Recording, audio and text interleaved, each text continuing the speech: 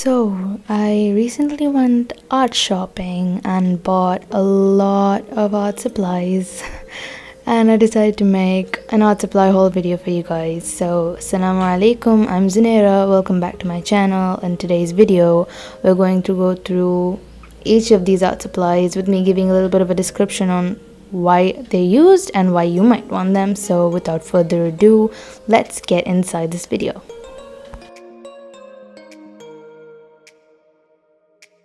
So the first thing that I wanted to buy was, of course, sketch pens.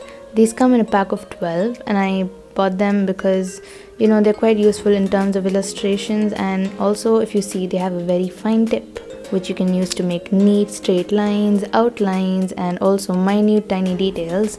You can name it. They are actually very versatile, so that's why I bought them. So the next art supply that I bought was acrylic paints. So these came in a pack of 6: white, black, and of course your primary colors blue, green, yellow, and red. So these were very tiny. I think they were about 10 ml or so, I'm not quite sure.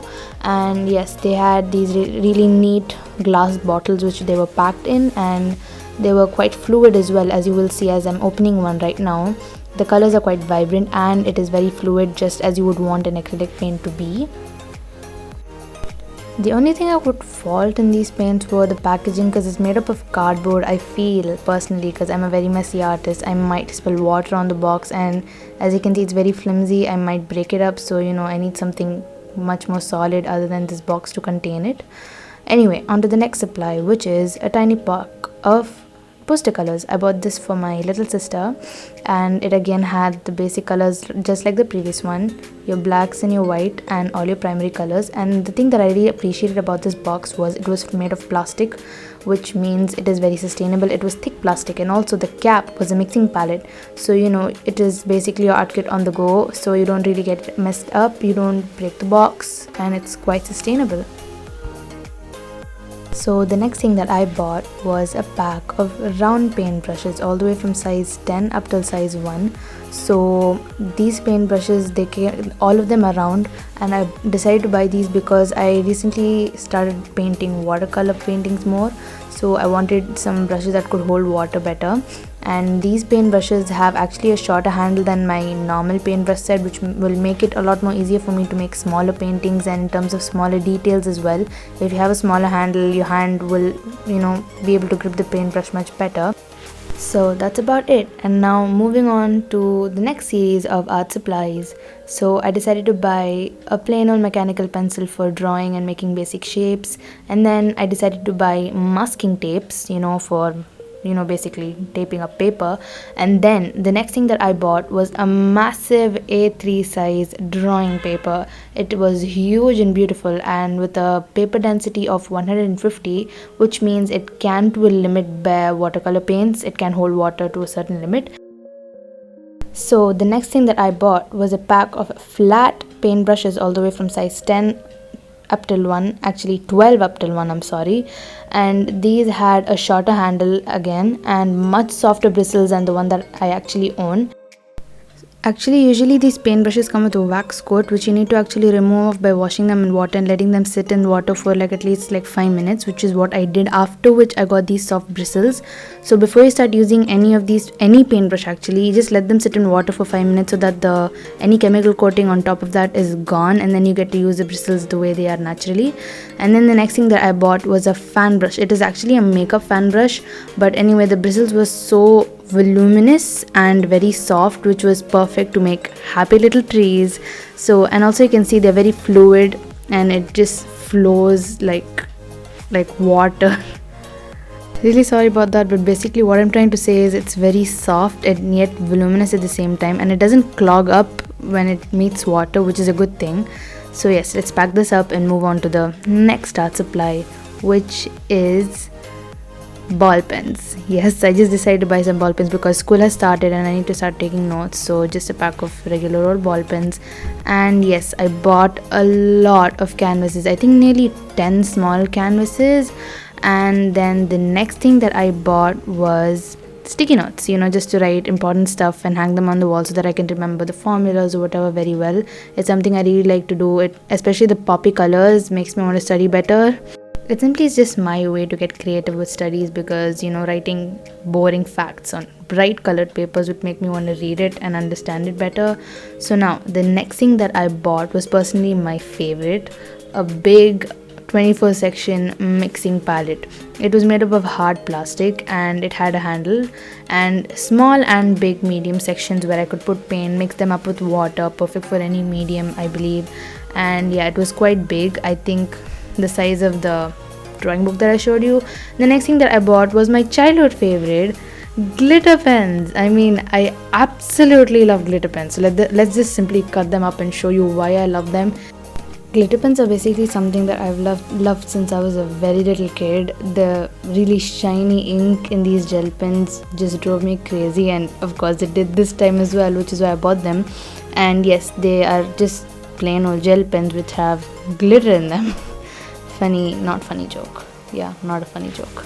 So yeah, anyway, and the best thing about this is it came in a Ziploc bag, so I don't need to purchase a separate pouch for it, which was quite economical, very well thought of. And now moving on to the next, I would call it a school stationery supply, highlighters, because of course school started. As I told you, I need to take down notes, highlight points, and make my textbook interesting to read, which is why I need bright colored highlighters.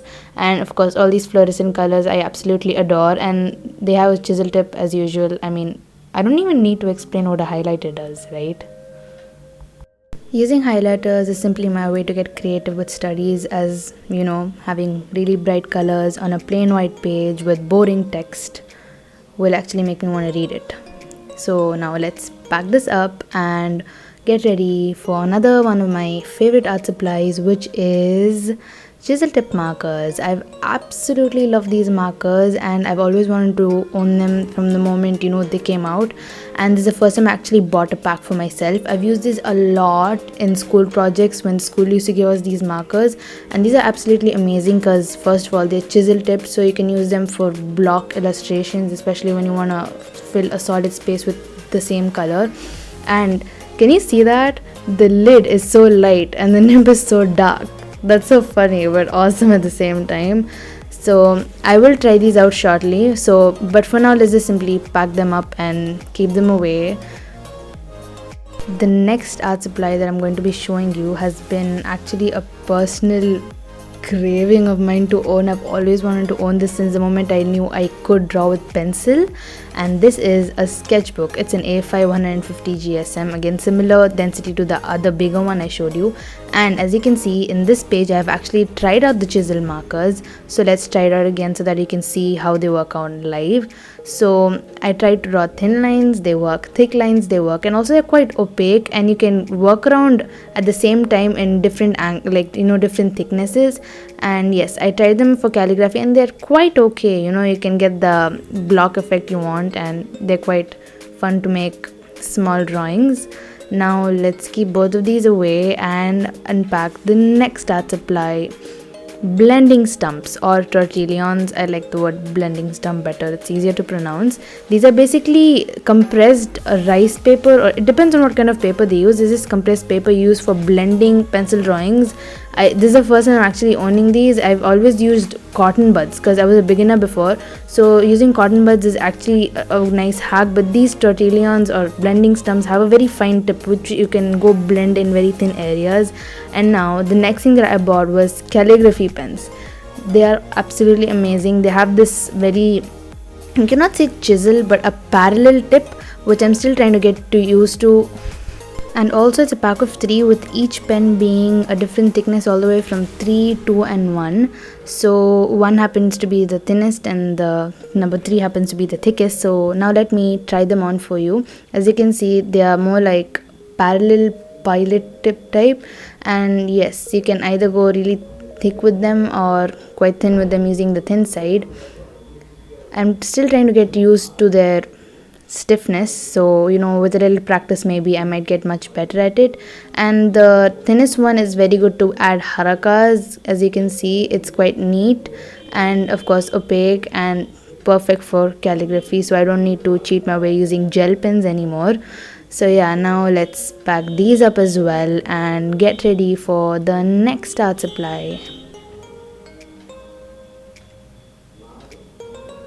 And the next thing that I bought was oil paints. Like, since I've been watching Bob Ross recently, I've always wanted to try his paintings using oil paints, and I bought this 12 pack of I think 9 ml paints. And yes, I've never really used oil paints before, so it might take a little getting used to, but these are actually very thick. The paint is very thick. And yes, and the tubes are made of metal, and the packaging is so neat, and the colors are so, how do you say, very opaque and pungent.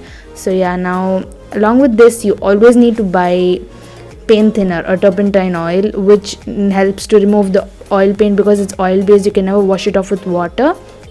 Speaking of water, I also bought watercolor tubes. I've been working with watercolor cakes, but it wasn't really my thing. I wanted to use watercolor tubes because the pigment in there is much more intensive. And again, similar to it was the same company like the oil paints, and of course it had a very pungent color. It was quite thick, and this was, I think, I don't really remember the amount this had. As you can see, the colors are quite punchy and vibrant. So yeah, when I use them, of course I'll use them in a video. I'll show you guys how these actually work. And of course this pack comes in 18 shades. And yes, this is really neatly packed again with a metal tube. So now let's pack this up and take the next art supply, which is drawing pencils.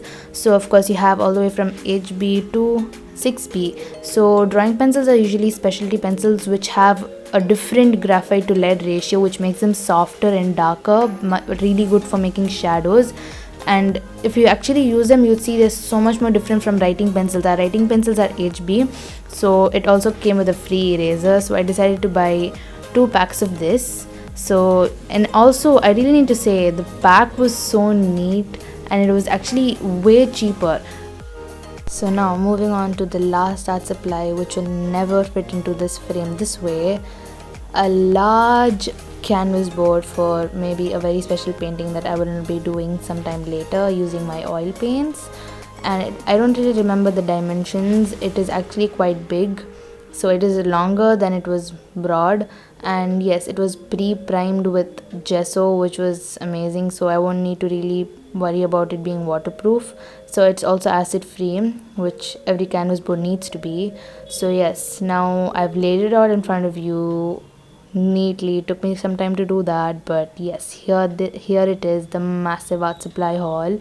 So counting them one by one, I had nearly 40. Yes, I had 40 art supplies. This actually, I just wanted to do it for fun and just show you guys what each supply does. So yes, I hope you guys really enjoyed this video. So yes, until then, take care and Assalamualaikum. Also, one more thing I wanted to tell is I bought this in a wholesale market and not in a traditional art store, because this made my bill nearly half the time cheaper. So yes, that was amazing to know that I can get the same quality art supplies but for half the price. So yes, I hope you guys really like this video. So please share, subscribe and comment. Assalamualaikum.